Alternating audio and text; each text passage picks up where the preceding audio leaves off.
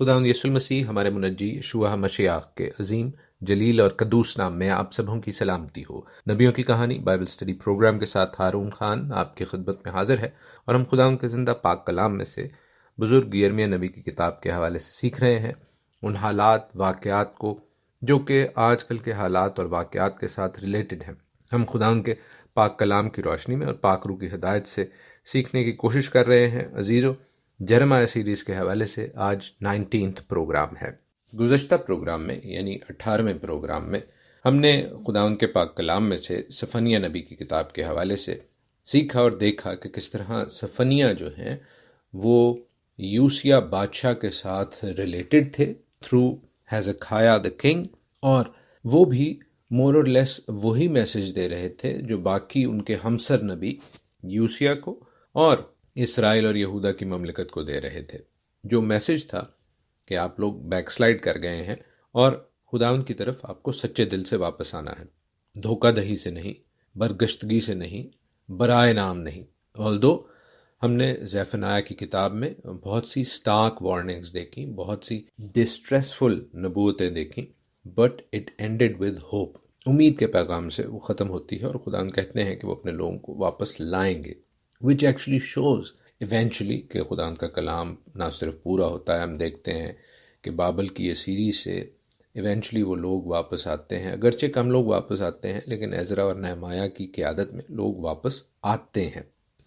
اصولاً دیکھا جائے تو ٹائم لائن کے حوالے سے کرونالوجیکلی جو عزرا اور نہمایہ کی بکس ہیں وہ یرمیہ کے تو بعد میں آنی چاہیے، لیکن ہم دیکھتے ہیں کہ وہ بائبل مقدس میں جو بائبلز ہمارے پاس موجود ہیں وہ اس سے پہلے ہیں، بلکہ زبوروں کی کتاب سے بھی پہلے ہم دیکھتے ہیں کہ عزرا اور نہمایہ کی کتابیں موجود ہیں، جو کہ ٹھیک ہے ہمارے پاس موجود ہیں، لیکن ہمیں کرونالوجی کا، ٹائم لائن کا پتہ ہونا چاہیے۔ اسی لیے جب میں نے آپ کو جرمیہ کے حوالے سے بھی بتایا کہ اس میں کچھ ابواب جو ہیں وہ ٹائم لائن کے حوالے سے نہیں ہیں، تو اس کا مطلب ہرگز یہ نہیں تھا کہ میں بائبل کی صحت پر کوئی شک ظاہر کر رہا ہوں، بلکہ صرف آپ کو یہ بتا رہا ہوں کہ ابواب کی ترتیب جو ہے وہ ٹائم لائن کے حوالے سے ہونی چاہیے۔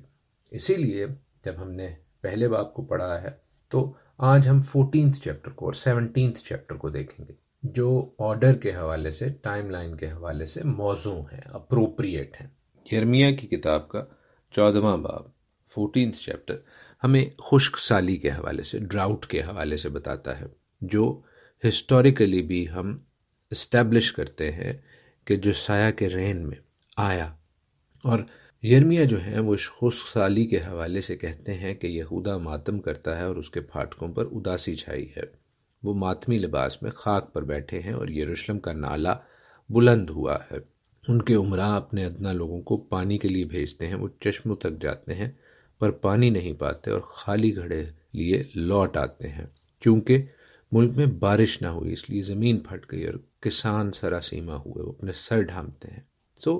یہ سچویشن ہے اس وقت بنی یہودا کی، کیونکہ لاسٹ ٹائم ہم نے اس چیز کو اسٹیبلش کیا تھا جرمیہ کے 3 چیپٹر میں سے، یرمیہ کے 3 باب میں سے، کہ یوسیہ اور یوسیہ کے جو ساتھ یہودا کے لوگ تھے، اگرچہ وہ بڑی شوق سے، جوش سے خداوند کے ساتھ جڑے، تاہم وہ بیک سلائیڈ کر گئے۔ اور پھر خداوند ہمیں بتاتے ہیں کہ ان کی جو ریوائول تھی، ان کا جو جوش تھا، وہ برائے نام تھا۔ It was only for the sake of it. اور خداوند نے ان کے اس بطالت کو، دلوں کی مکاری کو پھر جج کیا اور انہیں سینکشنز دی۔ تو ہمیں اس حوالے سے آج کل اپنے حالات، واقعات پر غور کرنے کی ضرورت ہے۔ یاد رکھیے عزیزو کہ خداوند یہودا کو سدوم اور عمورہ کے ساتھ کمپیئر کرتے ہیں، جو کہ ایک بڑی بری بات ہے یہودا کے حوالے سے، یہودا کے لوگوں کے حوالے سے، کہ انہیں سدوم اور عمورہ کے مترادف قرار دیا جا رہا ہے۔ سدوم اور عمورہ برائی کا ایک سمبل تھے، اور اسی حوالے سے جب یہودا کو ان کے ساتھ ریلیٹ کیا جاتا ہے تو عزیزو ہمیں پتہ چلتا ہے کہ what kind of sins they were into, all kinds of immorality۔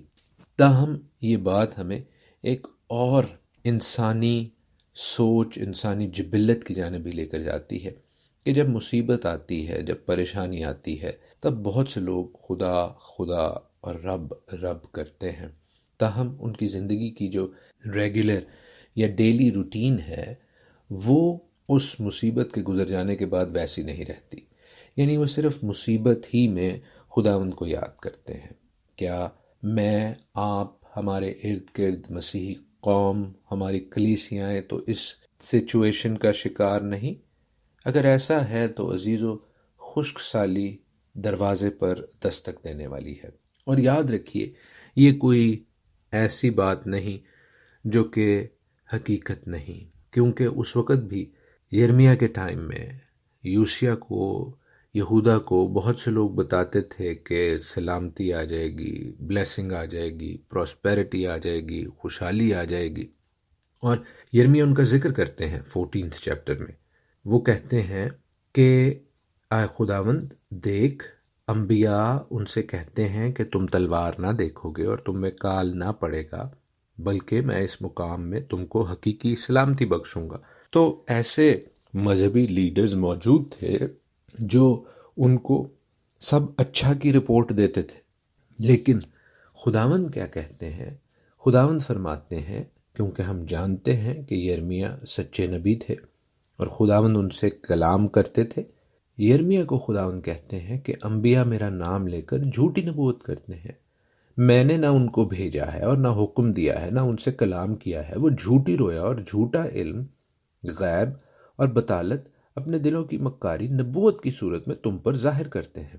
اس لیے خداوند یہ فرماتا ہے کہ وہ نبی جن کو میں نے نہیں بھیجا، جو میرا نام لے کر نبوت کرتے اور کہتے ہیں کہ تلوار اور کال اس ملک میں نہ آئیں گے، وہ تلوار اور کال ہی سے ہلاک ہوں گے. اور جن لوگوں سے وہ نبوت کرتے ہیں وہ کال اور تلوار کے سبب سے یروشلم کے کوچوں میں پھینک دیے جائیں گے. ان کو اور ان کی بیویوں اور ان کے بیٹوں اور ان کی بیٹیوں کو دفن کرنے والا کوئی نہ ہوگا. میں ان کی برائی ان پر انڈیل دوں گا. So عزیزو, it is a serious matter, not just for people who listen to these prophecies, false prophecies, but also for the false prophets. جیسے میں نے کہا، یہ صرف لوگوں کے لیے نہیں جو جھوٹی نبوتیں سنتے ہیں، بلکہ جو جھوٹی نبوتیں کرتے ہیں ان کے لیے بھی ایک بڑی سیریس وارننگ ہے. جیرمیہ کے 17ویں باب میں 17 چیپٹر میں ہم یہودا کے گناہ اور اس کے سزا کے حوالے سے مزید پڑھتے ہیں. اور یہ کیوں ضروری ہے؟ تاکہ ہم اس قوم کے حوالے سے جو خدا ان کی قوم کہلاتی تھی اور ہے بھی، جان سکیں اور اپنا محاسبہ کر سکیں. ہمیں کریٹیکل نہیں ہونا، اپنے حوالے سے بہت تنقید نہیں کرنی، لیکن اپنا انالیسس ضرور کرنا ہے، اپنے آپ کو چیک ضرور کرنا ہے، خدا ان کے کلام کے آئینے میں جانچنا ضرور ہے تاکہ ہم بہتر ہو سکیں. عزیزو، اگر میرے سر پر یا میرے کندھے پر کوئی ایسی چیز پڑی ہے جسے میں دیکھ نہیں سکتا، اسے یا تو میرے دوست مجھے بتائیں گے یا میں آئینے میں دیکھ کر، شیشے میں دیکھ کر جان سکوں گا کہ میرے سر کے اوپر یا میرے کندھے کے اوپر کوئی ایسی چیز ہے جسے میں نہیں دیکھ سکا. تاہم آئینہ مجھے بتاتا ہے، دوست مجھے بتاتے ہیں، وہ جو میرے خیر خواہ ہیں. اور خداوند کا کلام ہمارا خیر خواہ ہے، ہماری بہتری چاہتا ہے، ہمارے لیے آئینہ ہے. It is a mirror to us, so we could check ourselves. 17th chapter of Jeremiah starts with کہ یہودا کا گناہ لوہے کے قلم اور ہیرے کی نوک سے لکھا گیا ہے، ان کے دل کی تختی پر اور ان کے مذبے کے سینگوں پر کندہ کیا گیا ہے، کیونکہ ان کے بیٹے اپنے مذہبوں اور یسیرتوں کو یاد کرتے ہیں جو ہرے درختوں کے پاس اونچے پہاڑوں پر ہیں. آئے میرے پہاڑ جو میدان میں ہے، میں تیرا مال اور تیرے سب خزانے اور تیرے اونچے مقام جن کو تو نے اپنی تمام سرحدوں پر گناہ کے لیے بنایا لٹاؤں گا.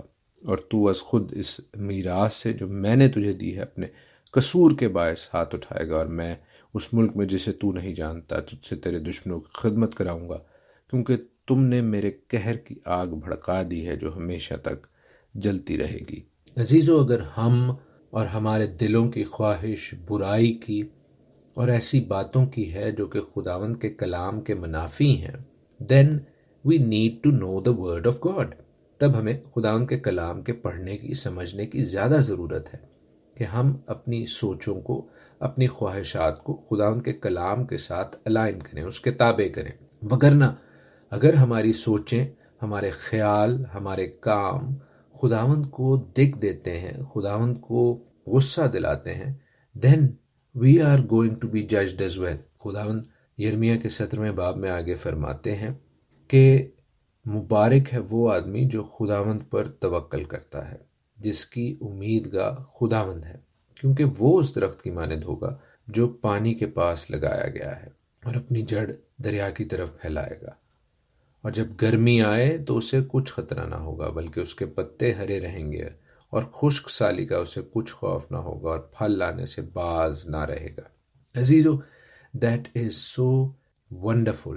اور مجھے زبور 1 کی وہ آیات یاد آ رہی ہیں جہاں پر داؤد بادشاہ یوں کہتے ہیں کہ مبارک ہے وہ آدمی جو شریروں کی صلاح پر نہیں چلتا، اور خطا کاروں کی راہ میں کھڑا نہیں ہوتا، اور ٹھٹھا بازوں کی مجلس میں نہیں بیٹھتا، بلکہ خداوند کی شریعت میں اس کی خوشنودی ہے، اور اسی کی شریعت پر دن رات اس کا دھیان رہتا ہے۔ وہ اس درخت کی مانند ہوگا جو پانی کی ندیوں کے پاس لگایا گیا ہے، جو اپنے وقت پر پھلتا ہے اور جس کا پتا بھی نہیں مرجھاتا۔ گرمی آئے، پریشانی آئے، خشک سالی آئے، جو خداوند کے ساتھ جڑے ہیں، جو خداوند کی شریعت میں اس کی خوشنودی تلاش کرتے ہیں، وہ پانی کی ندیوں کے پاس لگائے گئے درخت کی مانند ہیں۔ This is the difference between people who live by the word of God compared to the people who do not respect the word of God. عزیزو، وہ لوگ جو در حقیقت خداوند کی شریعت پر دن رات دھیان کرتے ہیں، اور ان کا پھل جو ہے وہ خداوند کے کلام کے مطابق ہے۔ کیا آپ کی زندگیوں میں خداوند کا کلام پھلدار ہے؟ آپ کی زندگیوں کے پھل سے خداوند کا کلام دکھتا ہے؟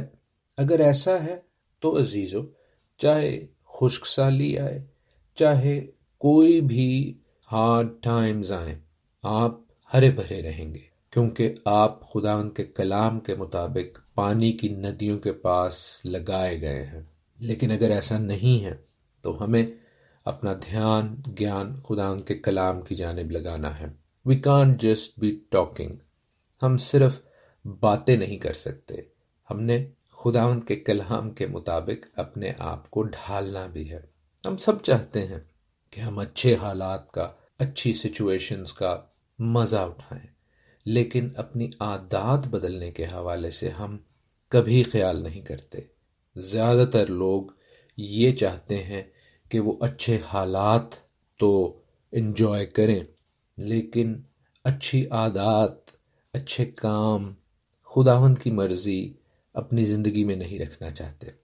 اپنے دل کو خداوند کے کلام سے اونچا رکھتے ہیں، خداوند کے کلام کے منافی باتوں کو یہ کہہ کر جسٹیفائی کرنے کی کوشش کرتے ہیں کہ یہ بات میرے دل میں خداوند نے ڈالی ہے، اور جب آپ اس کی بیک گراؤنڈ خداوند کے کلام کے برخلاف دیکھیں تو عزیزو، چاہے وہ اچھی بات ہے، دنیاوی سٹینڈرڈز کے مطابق ٹھیک ہے، موزوں ہے، لیکن اگر وہ خداوند کے کلام کے منافی ہے تو وہ بات دل میں خداوند کی جانب سے ہرگز نہیں ہے۔ اسی لیے خداوند کا کلام جرمیہ 17:9 میں کہتا ہے کہ دل سب چیزوں سے زیادہ ہیلا باز اور لا علاج ہے، اس کو کون دریافت کر سکتا ہے؟ We must be careful۔ آج کل جہاں بہت سے لوگ، بہت سے دوستوں، عزیزوں کو یہ کہہ کر کہ یہ بات میرے دل میں خداوند نے ڈالی ہے، ورغلاتے ہیں، گمراہ کرتے ہیں تاکہ ان کا ذاتی فائدہ ہو سکے۔ عزیزو، ایسے لوگوں سے بچیں، کیونکہ اسی خیال کو یسایہ نبی 44ویں باب کی 20ویں آیت میں، جی ہاں، ائزایہ 44:20 میں کہتے ہیں کہ وہ راکھ کھاتا ہے، فریب خوردہ دل نے اس کو ایسا گمراہ کر دیا ہے کہ وہ اپنی جان بچا نہیں سکتا، اور نہیں کہتا کیا میرے دہنے ہاتھ میں بطالت نہیں۔ دل آپ کو فریب دے سکتا ہے۔ بہت سے لوگ، بہت سے لیڈران اس سوچ، اس خیال سے کہ ہم دنیاوی حوالے سے اچھا کام کر رہے ہیں، اور اس کو اپنے دل میں خداوند کی ترغیب کہہ کر اپنے آپ کو بھی تسلی دیتے ہیں اور دوسرے لوگوں کو بھی برگلاتے ہیں۔ وہ اس جھوٹ کے اس قدر عادی ہو چکے ہوتے ہیں کہ وہ اس جھوٹ کو سچ سمجھنے لگ جاتے ہیں۔ لیکن عزیزو، خداوند آپ کے دل کے ہر اس خیال کو جانتا ہے جو اس کی جانب سے نہیں ہے۔ سو اپنے دلوں کو، اپنی سوچوں کو، اپنی زندگیوں کو خداوند کے تابع کریں، اس کے کلام کے ساتھ جڑیں، اس کی شریعت پر دن رات آپ کا دھیان ہو، تاکہ کوئی موسم آپ کو پریشان نہ کرے، خشک سالی آپ کو پریشان نہ کرے، بلکہ آپ اس درخت کی مانند ہوں جو پانی کی ندیوں کے پاس لگایا گیا ہے۔ خداوند آپ کو آج کے پروگرام سے، اپنے پاک کلام سے برکت بخشے، آمین۔